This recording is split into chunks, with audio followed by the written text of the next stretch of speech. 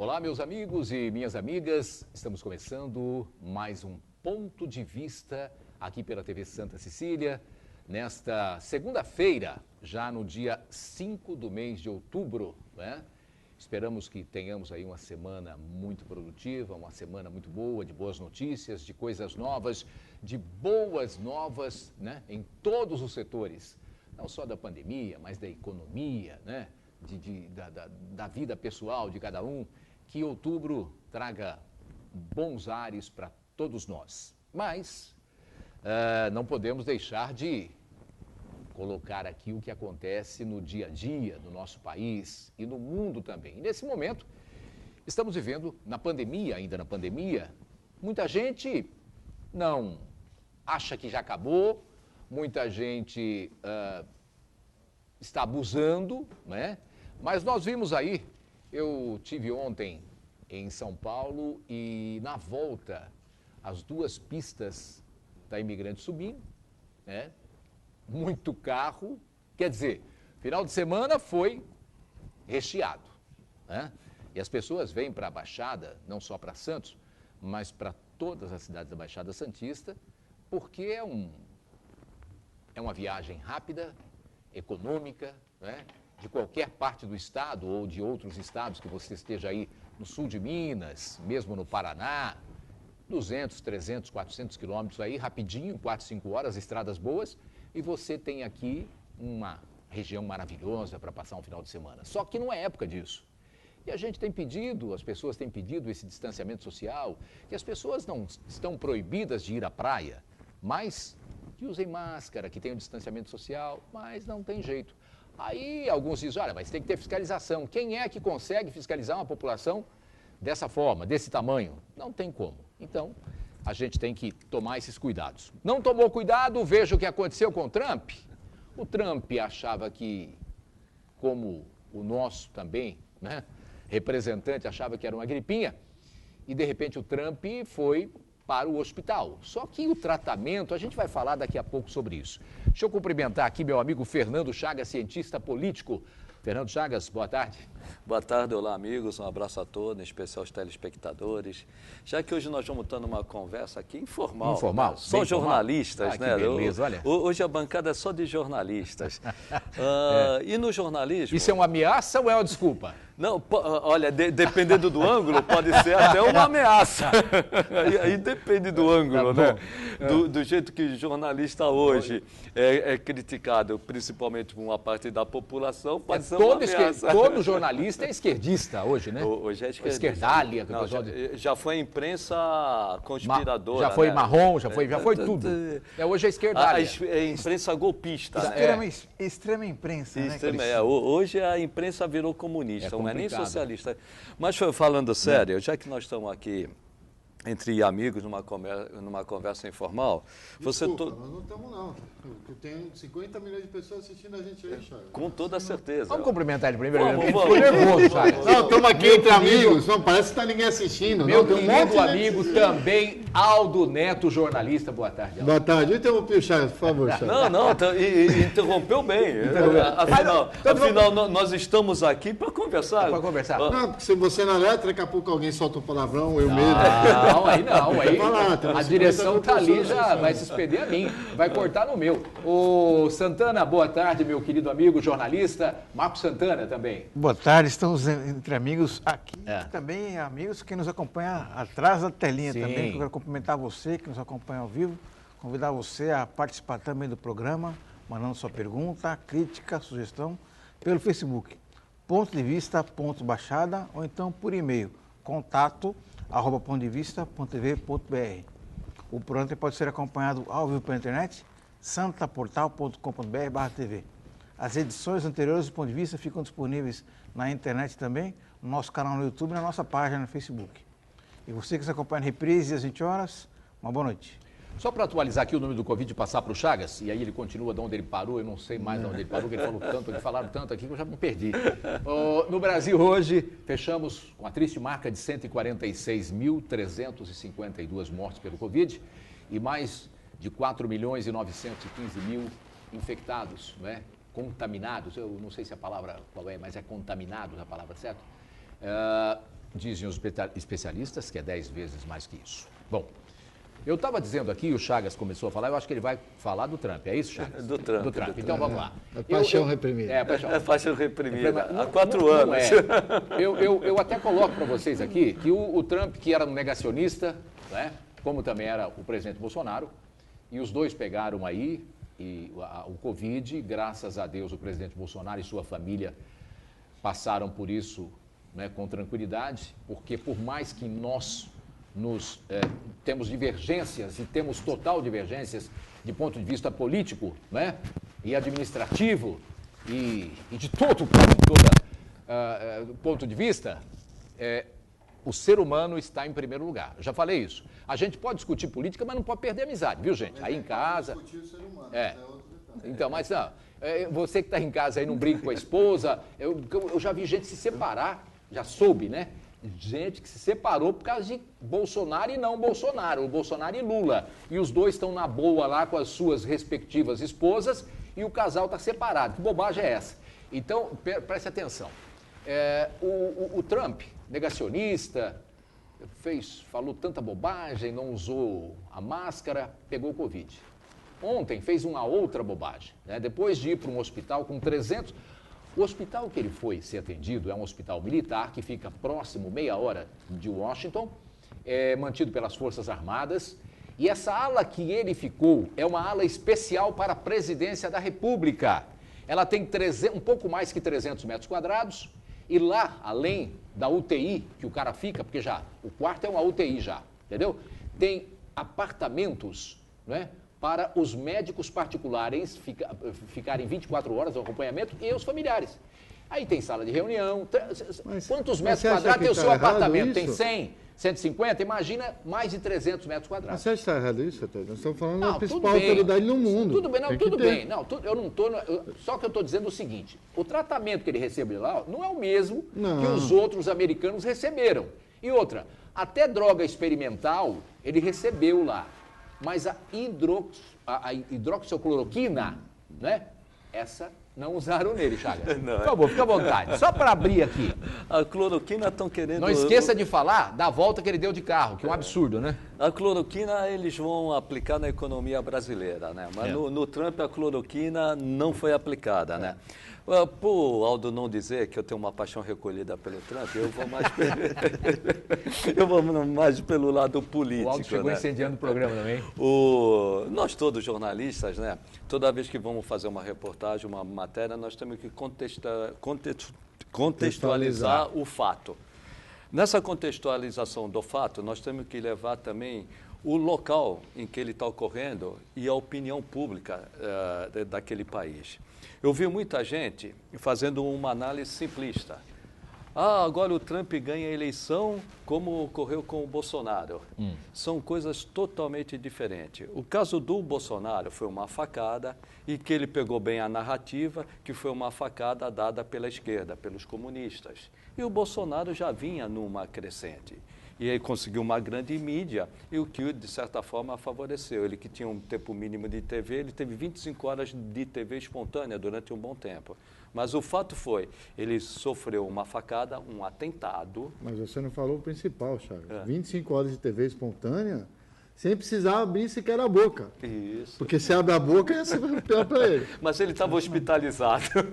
Mas ele saiu de 10 pontos negativos para 14, né? Não, ele já, na época, Na se não me época da falha, eleição. ele tá. estava uns 17, 18. Aí ele disparou com a facada. Não. Nós estamos dizendo do Trump aqui. Não, não, eu estou dizendo primeiro Ele está contextualizando o Trump. Contextualizando. A minha contextualização aí misturou. pegaram essa contextualização Misturou. do Bolsonaro e passaram para o Trump. Primeiro, o povo americano não é Não. sentimentalista. Não é isso. Não. É frio, né? O povo americano não é sentimentalista. Ele não morre e nem vota por compaixão de ninguém. Este é um ponto. O outro ponto, o que fez... Hoje o Biden está com 10 pontos de diferença em relação ao Trump. Basicamente, foi a questão da pandemia. O americano entendeu que o Trump, embora tenha dado um fôlego muito grande para a economia crescia muito, tinha muitos empregos, o que fez a economia desacelerar, o que fez o emprego aumentar nos Estados Unidos foi a má condução do Trump em relação à pandemia. Então, eu não vejo, até por isso, o americano ele não tem compaixão, ele não tem sentimentalismo. Eu não vejo que isso vai influenciar na campanha. Se influenciar, não vejo possibilidade de mudar por isso. Pode mudar, o Trump vencer a eleição, mas não por esse fato. Então, contextualizando, são situações diferentes entre Bolsonaro e Trump. Aliás, a tendência, hoje, pelas pesquisas, foram 3 pesquisas que eu tive conhecimento dos Estados Unidos, mostram que a população americana está falando. Ele está nessa situação porque ele desrespeitou, ele abusou a pandemia do coronavírus. Então, Trump pode vencer? Pode virar? Pode, mas não por esse motivo. Então, são coisas totalmente diferentes. Uma coisa é a facada aqui, outra coisa é a pandemia que pegou o Trump em plena eleição, há 1 mês da eleição nos Estados Unidos. Agora, essa coisa, eu vou passar para o Alto aqui e para o Santana para falarem sobre isso. Ele, no hospital, segundo os médicos, as informações foram desencontradas. Uns diziam que não era nada, outros diziam que o negócio estava grave. Médicos, né? E, de repente, ele foi para o hospital, colocou o terno lá e fez uns vídeos. Aí, não contente com isso, ontem às 18 horas, ele montou num carro lá, colocou lá os seguranças todos lá, motoristas todos, sobre o risco de também se contaminarem pelo Covid e foi dar uma volta no quarteirão, rapaz, do hospital. Só o presidente da República pode fazer isso, né? Porque se um de nós faz isso, ele vai preso, né, Aldo? É uma loucura essa. É uma irresponsabilidade. Primeiro, boa tarde a todos, que eu fui muito mal educado, saí contando. Então, nós já aceitamos seu boa tarde. Foi a Boa vitória tarde a do todos, Santos. principalmente as 50 milhões de pessoas que nos assistem aí. Foi a e vitória do Santos que fez isso com ele. Não, pior que não. A vitória foi sofrida com a ajuda do VAR e nós fomos ajudados pelo VAR e ainda fomos roubados. Conseguimos ser roubados e ajudados Ao mesmo tempo. ao mesmo tempo. Mas tem 3 assuntos que eu queria falar que vocês estavam comentando. O primeiro, eu vou tentar fazer de trás para frente. O primeiro deles, eu não vejo nenhum absurdo o Trump ter essa estrutura toda, faz parte da liturgia do cargo que ele ocupa no mundo.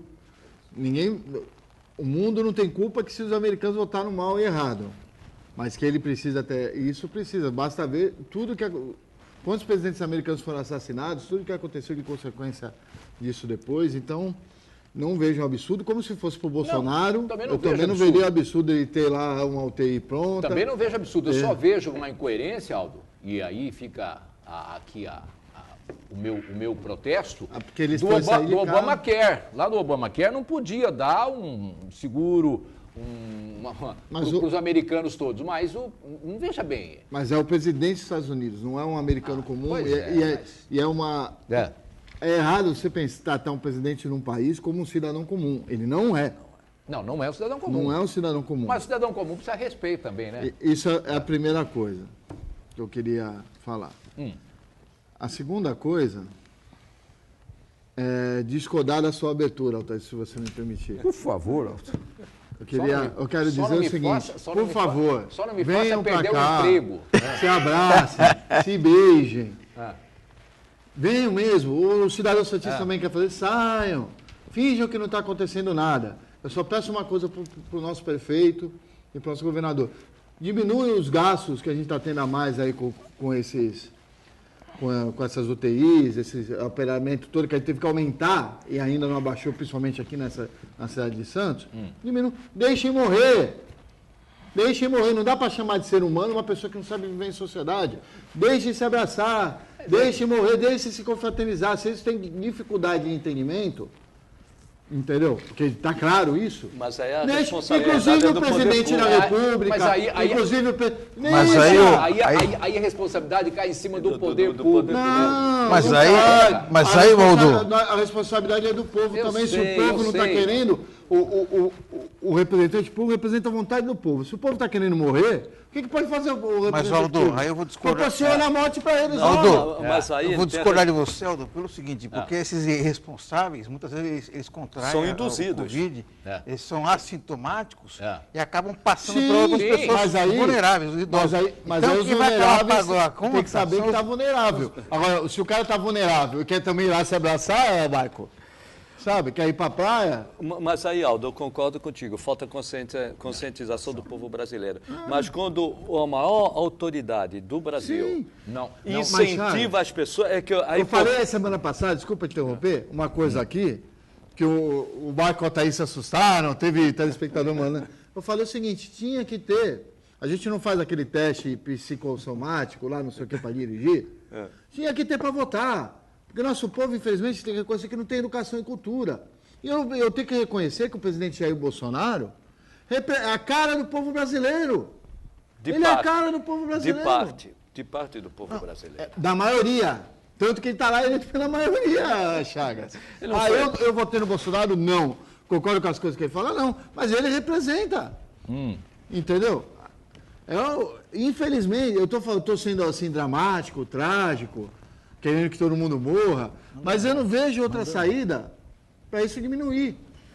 Que nem quanto tempo se gastou de legislação para tentar diminuir o consumo de cigarro? Agora tem a propaganda lá do cara morto, não sei o quê. Não pode propaganda na TV? Diminuiu? Não diminuiu. Se a pessoa quer, não adianta. Mas uma coisa é a conscientização, concordo contigo. Muitas vezes o povo brasileiro, por falta de conscientização, ela toma a atitude extremada, levada por... da mesma forma que você falou que o Trump tem uma importância, e tem para o mundo inteiro. Para o mundo inteiro. Tanto que abalou tudo. O simples fato dele ter sido internado, o simples fato de dizer que ele estava com Covid já abalou o mundo. O Bolsonaro, ou qualquer outro presidente, tem uma importância enorme. E quando ele fala... ele induz a pessoa. Claro. E a pessoa acaba acreditando naquilo que ele fala. Mas posso falar um negócio para você, Chaga?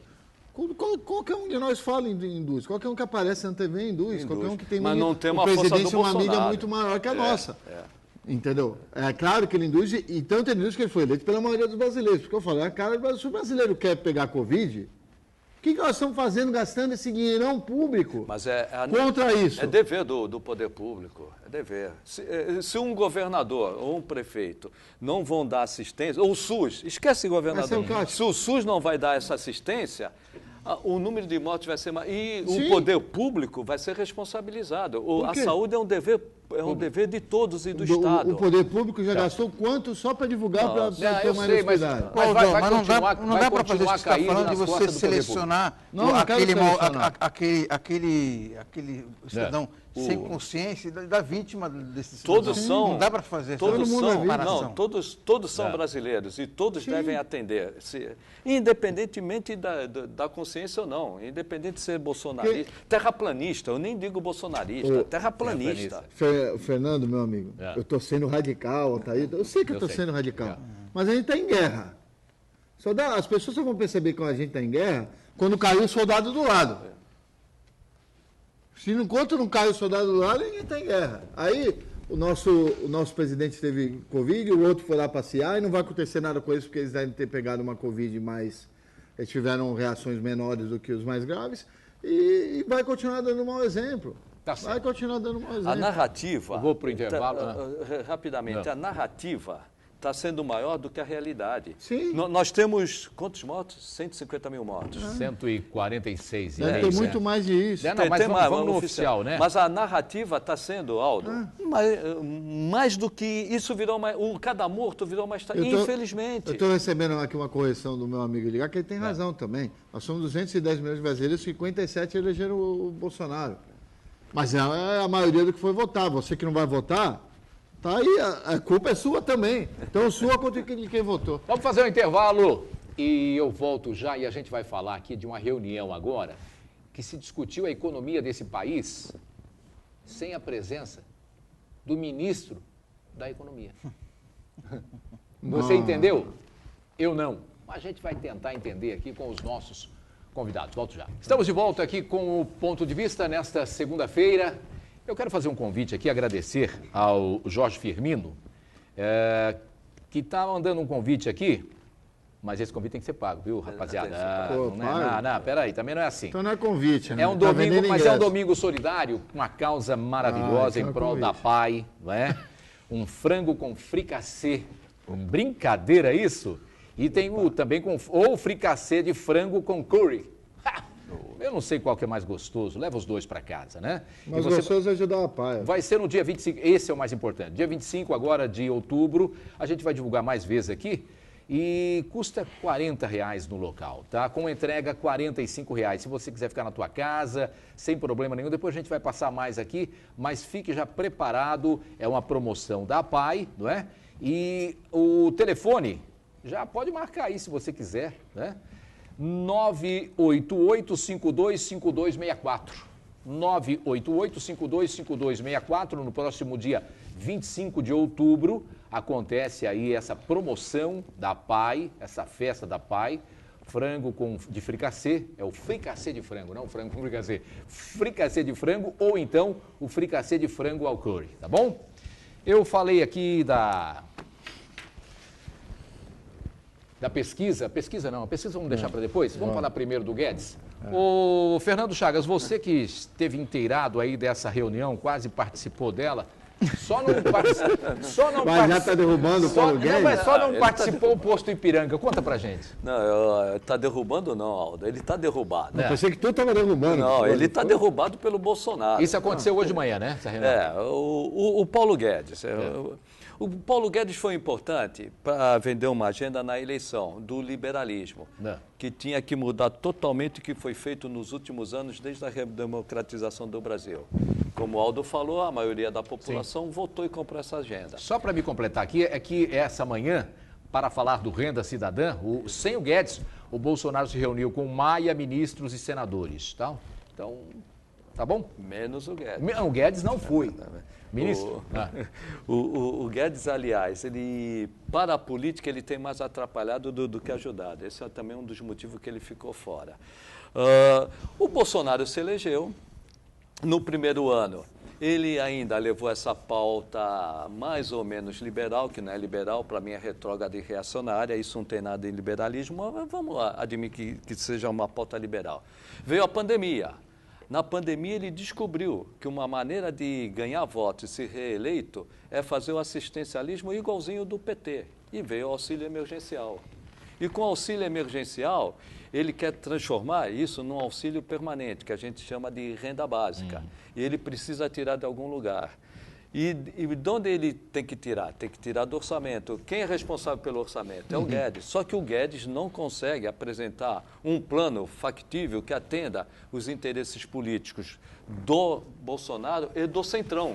Isso aí parece clube de futebol, né? Precisa ganhar título, traz o maior jogador. Mas como vai pagar? Depois a gente vê. Depois a gente vê. Perfeito. O Aldo definiu. E quem está atrapalhando? Quem está atrapalhando seria o técnico. Não, o tesoureiro. O tesoureiro. O dono do caixa. O tesoureiro do clube do Aldo, está atrapalhando. Eu vou contratar os maiores jogadores do mundo, De Bruyne, Messi, não tem dinheiro para pagar? Não, depois a gente vê. Aí o tesoureiro fala que não. Aí o tesoureiro, além de falar que não, ele vem complicando, principalmente essa popularidade do Bolsonaro, num aspecto no mercado financeiro. Que quando o Guedes, que está ali representando o mercado financeiro, insinua que ele pode deixar o ministério, ou então fala o que ele está falando, agredindo o Bolsonaro, agredindo os ministros, agredindo os presidentes do Congresso, e também causando insegurança no mercado financeiro, ele fica numa situação muito frágil. E o Bolsonaro não quer exonerar. Quer que ele peça exoneração e depois o Bolsonaro trazendo Roberto Campos, dialogando com o mercado financeiro e ao mesmo tempo arrumando um jeitinho de ter essa renda básica, ele vai conseguir, renda cidadã, né? Ele vai conseguir contemplar os dois lados. Não vai. Ou ele vai escolher o populismo fiscal, que é ficar com a renda básica, que no meu modo de entender é necessário, e para isso vai ter que aumentar a arrecadação e furar o teto, ou vai ficar com o mercado financeiro vai derrubar dólar, vai aumentar a bolsa, vai manter os juros baixos, mas não vai dar voto. E ele está nessa situação. Mas ele quer voto. Ele quer voto. Então, acabou. O Guedes não participa mais de nenhuma reunião. É isso. Aldo. É assim que a gente governa o país, né? É assim que nós navegamos? Né? Parabéns para quem elegeu. Ah, mas já foi. Eu não agora. acho de verdade que o presidente deveria honrar a caneta que é dele. Se o funcionário dele, que ele colocou lá, na verdade todos eles são nossos funcionários, mas se o funcionário que coube a ele escolher não está indo com a cabeça dele, caneta e tira. Mas aí o dólar dispara, a bolsa desaba. Canete, mas se ele já tem uma solução, como você já colocou, para tentar, caneca, tira e já anuncia. Mas o problema é que ele não tem tem a solução. Ele não tem a solução. Nem A solução Bill existe. Gates Não tem tem, essa sabe? solução. É o governo que a gente elegeu. Eu sei. É a cara do país. Tem problemas, se aumenta os seus problemas e não tem as soluções. Mas nós temos que arrumar uma solução, né? Nós temos que arrumar uma solução. Quem arruma a solução, Altair, É. é a brincadeira que vai ter no dia 15 de novembro. Estou falando Ih, brincadeira porque a gente leva uma brincadeira. Sim, mas E é- depois, daqui a 3 anos, vai ter de novo, deve ser em outubro. Se 2 anos. o coronavírus não matar a humanidade, Não, daqui pelo a amor 3 de Deus. anos, Pelo 3, amor 2 de anos. Deus. Ah, não vai matar Aí- ninguém. aí- Olha, vai ter de na novo França em está outubro. voltando, A hein? França está voltando.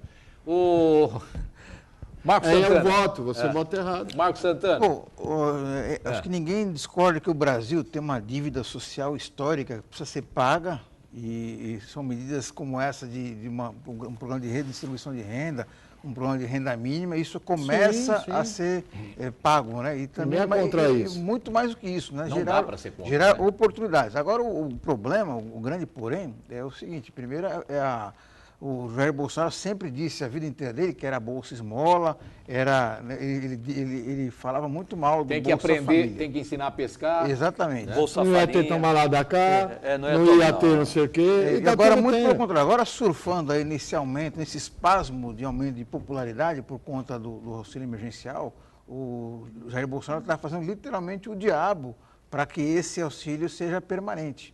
E só que sempre tem um porém, né? Além de ser uma demonstração do populismo mais barato que possa existir, isso daí ataca frontalmente as contas públicas do governo, porque não tem de onde tirar o dinheiro, né? E isso aí gera uma desconfiança muito grande. Inclusive o mercado financeiro, o pessoal que costuma financiar, na verdade, o governo, já está muito desconfiado. Então, o custo de rolar a dívida praticamente dobrou em pouco mais de 6 meses, né? Por conta dessa disposição do Jair Bolsonaro de fazer o auxílio emergencial a todo custo. Infelizmente, isso aí mostra que é um desgoverno. O Altair lembrou muito bem de que o ministro da Economia não participa de uma reunião tão importante assim, e outro ministro, na verdade ministra, que deixou de participar porque era sua área, é a Damares Alves. Ela deveria participar, porque é uma política de ação social. Talvez até tenha sido melhor ela não ter participado, né? Porque ela só faz bobagem. Mas ainda assim, mostra a completa desconexão, a desarticulação do governo de formar políticas públicas. Porque o Jair Bolsonaro ele quer apenas comprar votos, ele não quer pagar dívidas históricas sociais. Ele quer, na verdade, apenas cooptar em busca da sua reeleição. Agora, Marcos, você vê, o Guedes politicamente já não tem mais força nenhuma. Por outro lado, o Bolsonaro também esvazia toda hora o Guedes. E o Guedes, no mercado financeiro, era o grande avalista do mercado financeiro. O que o mercado financeiro queria? Um rigor muito grande fiscal. O que é rigor muito grande fiscal? Aumenta a arrecadação e diminui a despesa. E o mercado avalizava isso. Hoje o mercado já não confia mais no Guedes. Então nós estamos numa situação que tem um ministro que está lá, mas não manda mais nada. Não funciona nem para o mercado, nem Mas, para... Chagas, quem é esse mercado? Não dá para ligar para ele e falar assim, o mercador, manda um ministro aí que vocês confiam.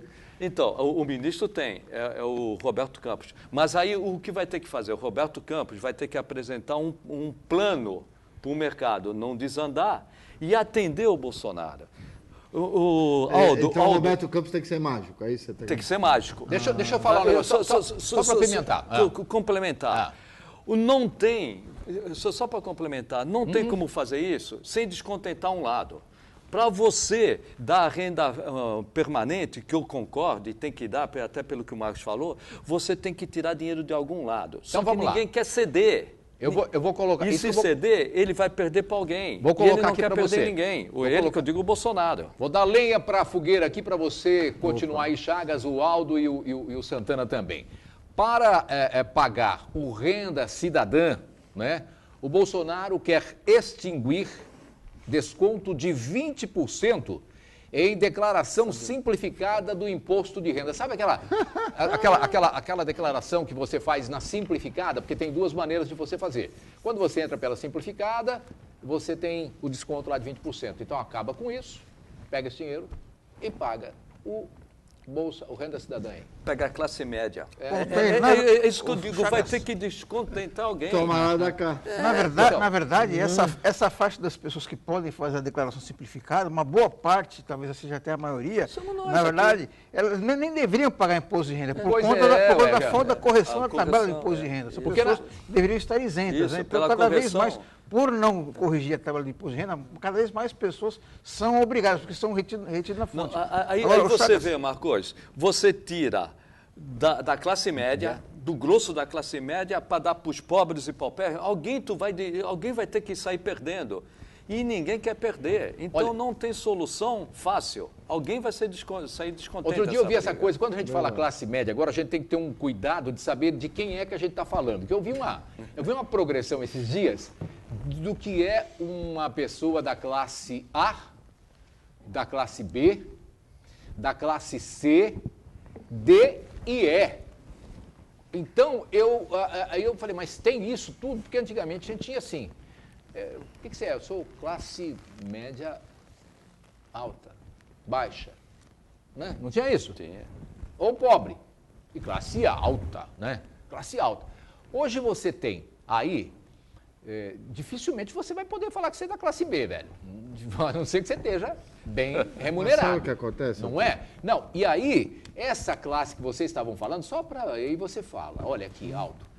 Houve uma promessa do Bolsonaro e de todos os presidentes na campanha da correção do imposto de renda e as pessoas que ganhassem até 5 salários mínimos, tanto nativa quanto inativos, ficariam isentos do desconto no imposto de renda, da cobrança do imposto de renda, não é desconto. Desconto no salário, né? Então, não pagariam imposto de renda. Quer dizer, não houve isso e nem muito menos a correção. Sabe o que acontece? Esse é o nosso problema como sociedade, é a divisão de classe. Classe A, classe B, mas tem. Não, tem porque a gente não sabe viver em sociedade. E as pessoas colocam... E talvez a solução seja o Covid. Não perca a sua oportunidade. Tem um problema muito maior, que tem o pobre que acha que é classe média, e tem o classe média que acha que é rico. Foi assim, olha, se você ganha de 1 até 3 salários mínimos, você é da classe E. Se você ganha de 3 salários mínimos, até não sei quando, vou me lembrar agora, você é da classe D. Se você ganha de... E quem não ganha salário mínimo? Sabe? Depois vem a classe C. Vamos para a realidade? Vamos para a realidade? As pessoas em estado de vulnerabilidade social no Brasil, números oficiais, pelo auxílio emergencial, são 66 milhões. Classe... Não é classe mais. Não. Pessoas que não têm vulnerabilidade. Que têm dificuldades em comprar alimentação. Chagas, 66 só milhões. Só para fazer um comparativo. É mais gente do que votou no Bolsonaro. O Bolsonaro foi 57 milhões, 66 milhões, é mais gente. Não, isso é oficial. 66 milhões tiveram direito ao auxílio emergencial. São pessoas que têm dificuldades em comprar alimentos. Alimentação. Olha a situação que nós estamos. Então, falar hoje em classe é muito difícil, principalmente porque depois da pandemia o rico ficou mais rico e o pobre ficou mais pobre. Muito mais. Santana, você tem aí Tem umas participações aqui. Primeiro, o Luiz Henrique Ernesto. Participem. Ele diz o seguinte, se o Bolsonaro não dá assistência, é carrasco. Se dá, é assistencialismo. Na verdade, eu vou até responder o Ernesto. Ernesto, isso daí é o que o Bolsonaro quer que os incautos pensem. Porque, na verdade, é o seguinte, ele está, na prática, comprando o voto. Porque quando ele oferece o auxílio emergencial, ele só quer oferecer o dinheiro. Ele quer comprar o voto da pessoa, não quer ampliar a perspectiva de vida. Não existe nenhuma contrapartida em termos de educação. Você colocou bem saúde. Antes, o Marco. Ele criticava o Bolsa Educação e o Bolsa Família. Ele está fazendo exatamente a mesma coisa. Ele está fazendo a mesma coisa. A mesma coisa. A diferença, viu, os programas anteriores, tanto o Bolsa Escola quanto o do Fernando Henrique Cardoso, que era o Bolsa Escola, Bolsa Família. e Bolsa Família, eles exigiam contrapartida das famílias, que era frequência escolar, carteira de vacinação, certos índices de saúde e assim por diante. Bolsonaro não quer nada disso, ele quer apenas comprar o voto do incauto. Olha, eu vou só falar um negócio aqui, vocês comentem aí, eu achei sensacional isso aí. Foi um bolsonarista, um cara que votou no Bolsonaro, que defende o Bolsonaro, que fez essa indagação ao presidente Bolsonaro em rede social. Não foi aquela famosa, né? Da foto? Não. Presidente, por que a sua mulher recebeu não sei quantos Não, milhões? não é dos 89 mil, não. É outra. Ah, que essa pena. é mais recente. Não, essa é boa também. O Bolsonaro esteve com o Gilmar Mendes e com o ex-presidente do STF, o Toffoli, na casa do Toffoli, num jantar, que começou às 9 da manhã e terminou às 10 da noite. Uma festa.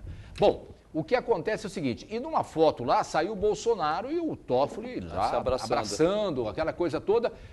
Aí esse eleitor do Bolsonaro, que está em todas as redes sociais aí, perguntou, Bolsonaro, presidente, o senhor pode explicar isso? O senhor pode explicar essa foto? Bravo. E o Bolsonaro colocou lá, eu preciso governar. Não é a Sarah Winter, né, que você está Não, falando. não é Sarah Winter, não. Eu estou falando sério, está nas redes sociais aí. Não, e a Sarah Winter está revoltada. Agora, quem acompanha o programa aqui, viu, desde o início, nós defendemos a renda, o auxílio emergencial, e nós defendemos a renda permanente, desde o início. Quem era contra era o Paulo Guedes e o próprio Bolsonaro. Hoje eles viram, o Bolsonaro viu que é necessário. E o Paulo Guedes ainda é resistente. O Paulo Guedes não tem jeito, é retrógrado e reacionário. Esse nunca vai aceitar assistencialismo. Por isso também ele está fora dessa reunião. Agora, nós sempre defendemos aqui a renda básica e auxílio emergencial. Claro. Quem mudou de posição foi o Bolsonaro. E eu continuo defendendo. No mínimo 2 anos nós precisamos disso. Só que não tem dinheiro. Vai ter que tirar de algum lugar. E o Bolsonaro não quer tirar de ninguém. A outra situação, aumenta um tributo ou cria um tributo e fura o teto. Não adianta aumentar tributo, tem que furar o teto. Porque o que impede de pagar o auxílio emergencial e a renda básica... É furar o teto. É furar o teto. Mas deixa eu perguntar uma coisa aqui na minha santa ignorância de economista, que eu não entendo nada de economia. Não vai furar o teto de qualquer jeito? Vai furar. Vai furar, não tem como. Não tem. E no meio de 2021, esse teto está furado. Queira ou não queira. Molhar, Então, E aí dizem lá, o pessoal do governo fala, isso é uma pedalada, né? Podem encarar com uma pedalada e pedir aí até a cassação do Bolsonaro. Porra. É uma pedalada. Já tem um ministro bom da economia. Não, quem? O Robinho, pô, pedalar. Mas então, gente, eu acho só o seguinte. Quanto ao Bolsonaro, com essa resposta que ele deu aí para esse eleitor dele, eu preciso governar, ele não está errado, ele está certo, ele precisa governar.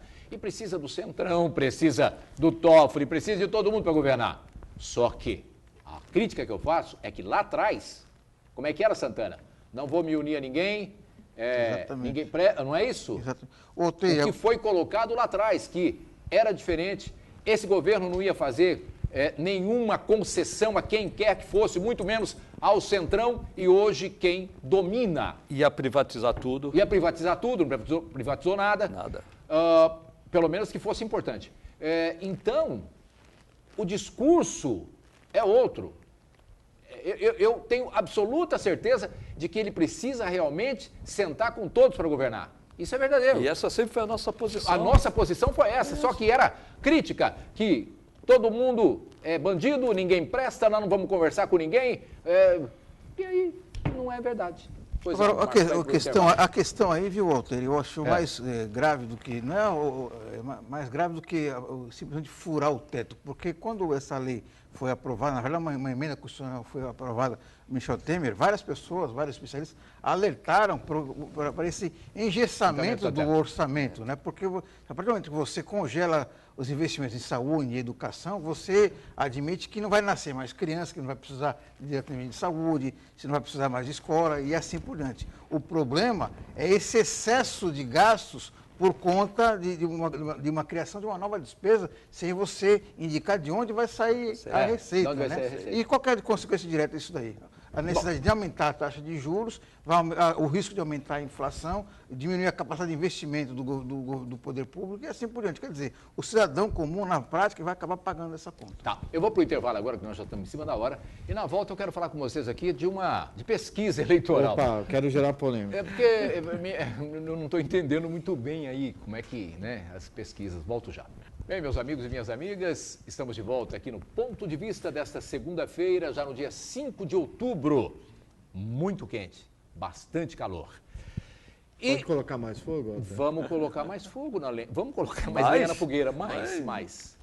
As pesquisas eleitorais, né, estão aí, não estão dizendo a mesma coisa, quer dizer, totalmente diferenciadas. Né? Posso fazer uma reflexão? Por favor. Eu tenho uma posição dura contra a pesquisa eleitoral. É. Eu sou totalmente contra, devia ser crime, devia ir para cadeia quem for fazer pesquisa eleitoral e vou justificar. Eu já fiz, Aldo, então eu ia preso. Eu também já fiz, Então eu ia... mas eu vou Poxa, justificar. E minha família, como é que Porque fica? eu quero... quem usa muito as pesquisas eleitorais são dois universos. A imprensa e quem faz a campanha eleitoral. A imprensa não tem um porquê fazer. Porque qual é a relevância social de se saber quem está convencendo mais gente ou não? Nenhuma. O exercício da eleição é você fazer o quê? Vou ver as propostas dos candidatos. O Marco tem a proposta, o Altair tem a proposta, o Fernando tem a proposta. Eu identifico a proposta que eu acho melhor e vou votar.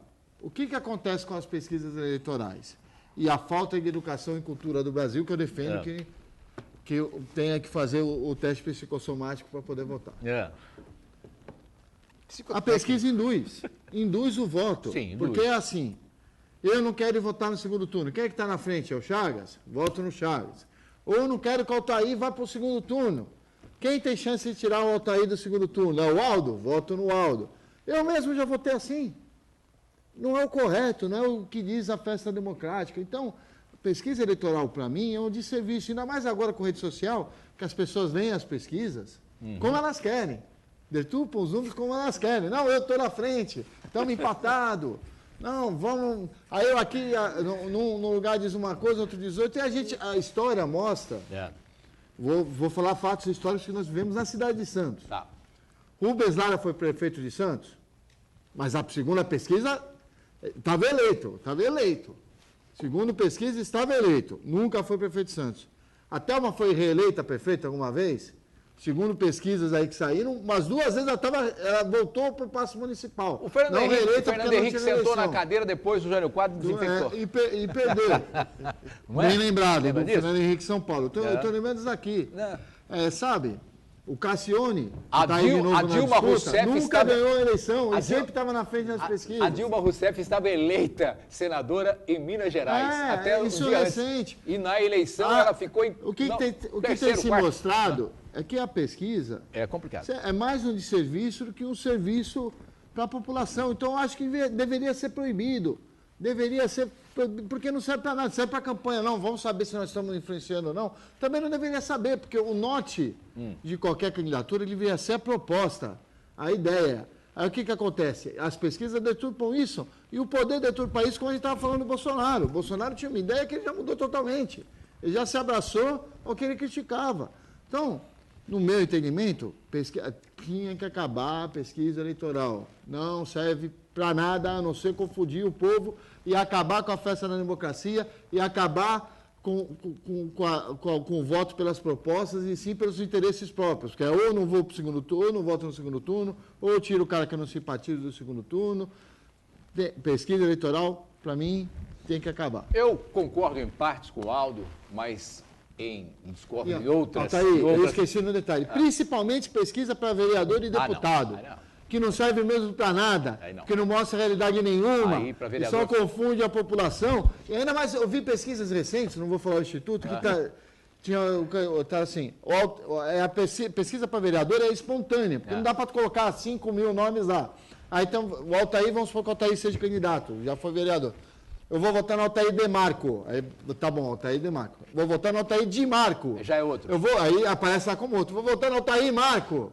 Ou eu vou votar no Altair.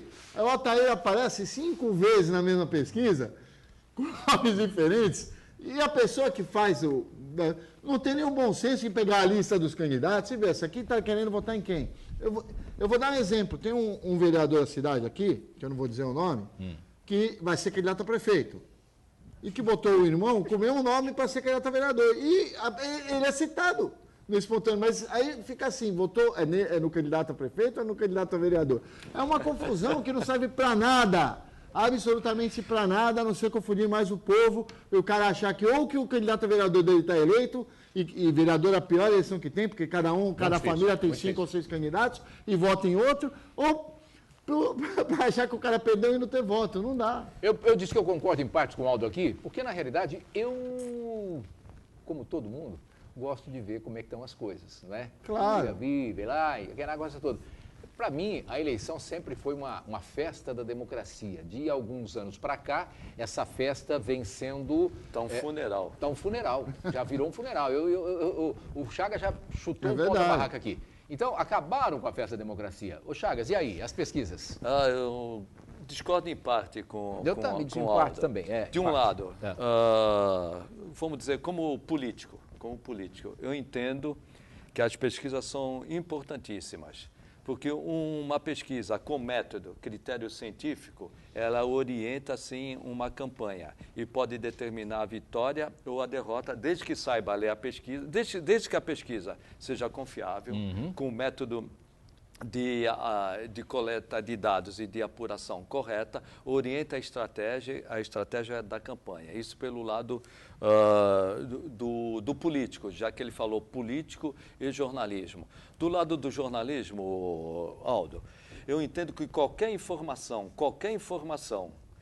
no âmbito do jornalismo, ela não deve ser cerceada, para não dizer censurada. Todo o meio de comunicação, ele tem o direito e o dever de divulgar. Ele só não pode distorcer os fatos que agora viraram fake news. Mas o fake news eu vejo mais uma questão de redes sociais. Aí eu concordo com você, distorcem, que todo mundo hoje é jornalista, né? Todo mundo chega numa rede social e vira jornalista. Agora, eu sou contrário, Aldo, a qualquer tipo de cerceamento, de divulgação. Não é CCA. Eu te pergunto o seguinte, Chagas, é notícia saber quem está na frente, na cabeça do povo? No meu A modo cabeça de do povo entender, muda. É uma divulgação de... Muda, tanto que um dia antes você pode ter um fato e mudar totalmente. E a desculpa pelas tentativas de manipulação, Deixa eu que a ouvir gente aqui não o ganhou, é que Marcos. não, o povo mudou de opinião. Marcos Santana, quero ouvir você, Não, Marcos. eu, Por favor, eu- entre na sala. eu vou discordar do Aldo pelo seguinte, porque na verdade existem 2 tipos de pesquisas, a pesquisa quantitativa e a pesquisa qualitativa. Essa pesquisa aí, que é como se fosse uma corrida de cavalinhos aí, é a quantitativa, né? Que o entrevistador vai lá e só pelas perguntas, quem você vai votar, quem você não vai votar e assim por diante.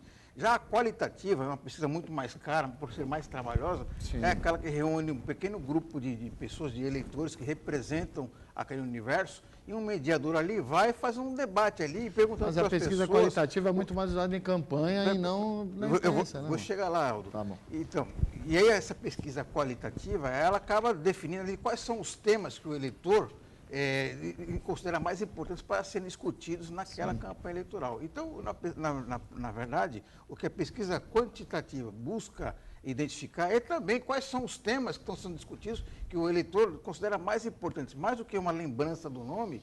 Quando, se um determinado candidato fala alguma coisa durante a semana, isso aí vai acabar refletindo no resultado da pesquisa quantitativa. Por exemplo, se um candidato falou alguma coisa que desagrada muito o eleitor, a tendência é ele cair na intenção de voto e isso aí refletir na pesquisa eleitoral. Então, o resultado da pesquisa, então, serve sim para nortear quais são os temas que vão ser debatidos, quais são os temas que o eleitor considera mais importantes, que vão ser decisivos na hora dele definir o seu voto. Eu já fiz pesquisa de rua, né?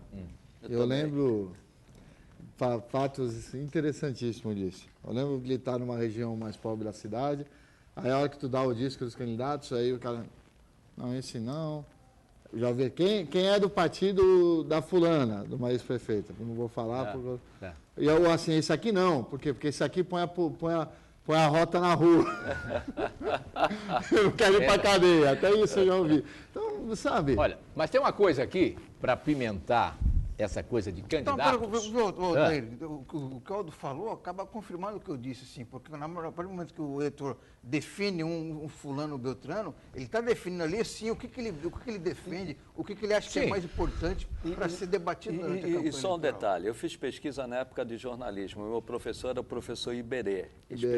Aliás- E o método de pesquisa dele dava margem para pouco erro. Então, quando eu aprendi a fazer pesquisa na rua, não era nem estagiário, era para tirar nota, né? Na faculdade. Aliás, E batia dentro da margem de erro, batia realmente, depende muito do método. aliás, eu quero abrir um parênteses aqui nesse momento aqui e dizer que o meu amigo, nosso professor Iberê, está fazendo uma falta danada aqui, né? Principalmente no dia de hoje.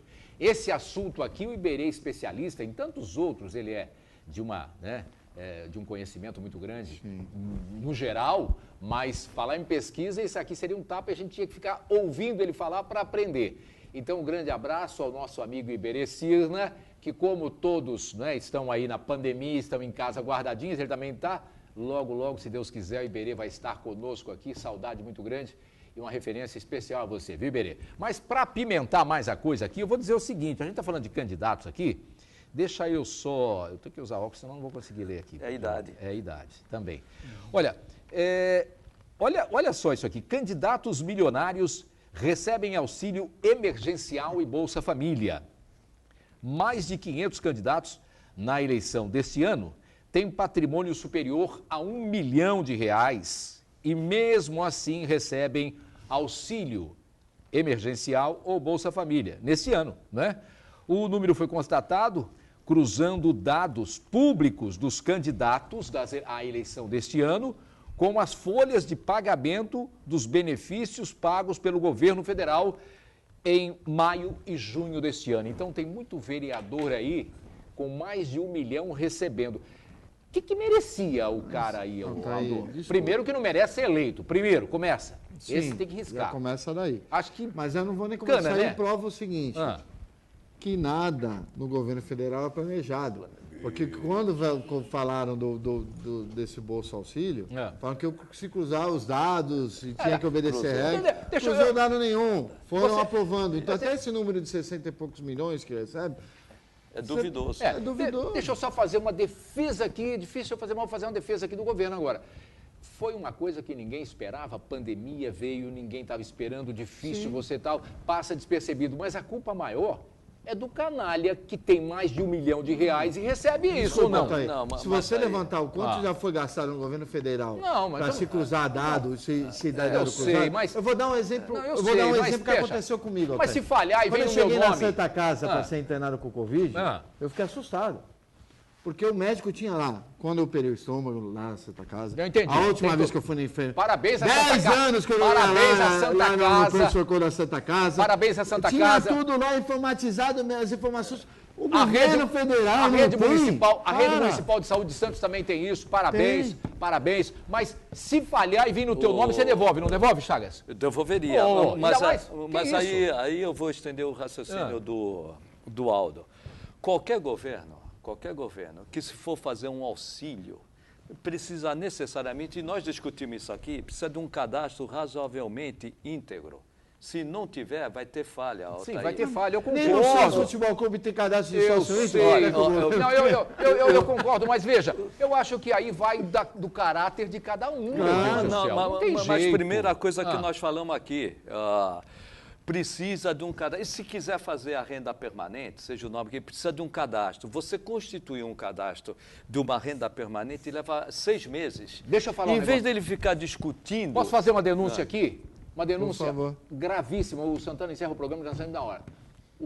Tem gente que quando vai lá receber esses auxílios que estão sendo pagos, agora o dinheiro já foi embora. Sabe por quê? É de uma facilidade tão grande, os malandros estão tão bem, rapaz, que pega o CPF, mais alguma coisa. Aonde eles pegam isso, eu não sei. Se tem gente envolvida nisso, mas é uma denúncia. Tem gente ficando sem receber qualquer coisa, é brincadeira. Santana, mais alguma coisa para encerrar o programa? É isso mesmo. Falta planejamento do governo aí de prever, se antecipar os problemas e propor soluções. Cadastro. Precisa de um cadastro. Né? Se não tiver...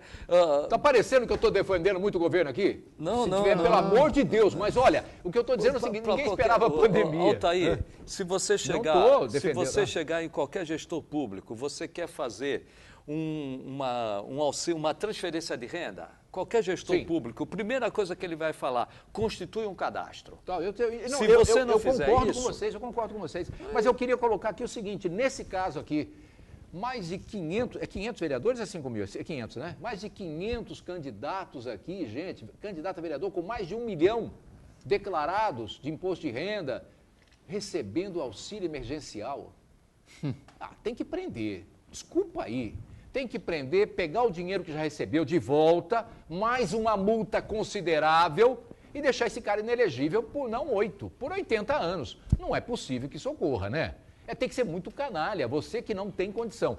Tem gente passando fome. Gente, tem muita gente, mas muita gente passando necessidade. E você que tem condição vai receber o auxílio? Não dá para ser. Agora, pode acontecer assim, de alguém estar recebendo com o nome do Aldo, do meu, do Chagas. Pode. A gente precisa saber, mas aí dá para saber que foi fraudado. Agora, espontâneo assim, tem que prender. Final do programa, Chagas, obrigado. Basicamente, há duas falhas. Aquele que... Não, a falha do cadastro eu concordo com vocês. Mas aquele que dribla... esse é canalha demais, né? É uma falha até de caráter. Mas o outro, o poder público, ele sabe que tem esse problema. É para quem precisa. Então, planeja, faz um cadastro relativamente bom. Obrigado, Aldo. Um abraço, Altair. Prazer tê-lo aqui. Sempre, pô. Eu adoro tocar fogo. Santana, um abraço. Obrigado. Até amanhã. Até amanhã, se Deus quiser. Até amanhã, gente. Muito obrigado a todos vocês. Um grande abraço. Amanhã a gente está de volta aqui no Ponto de Vista. Até lá.